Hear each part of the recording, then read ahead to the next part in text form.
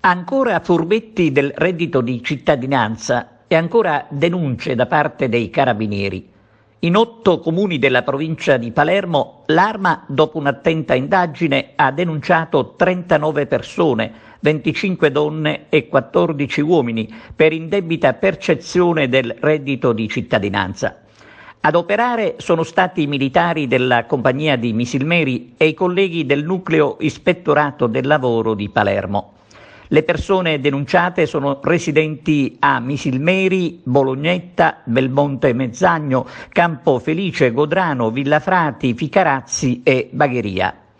Tra gli indagati vi è un soggetto condannato per associazione a delinquere di tipo mafioso. Tutti avevano reso dichiarazioni false al momento di presentare le istanze all'INPS. Le denunce riguardano anche alcuni cittadini stranieri.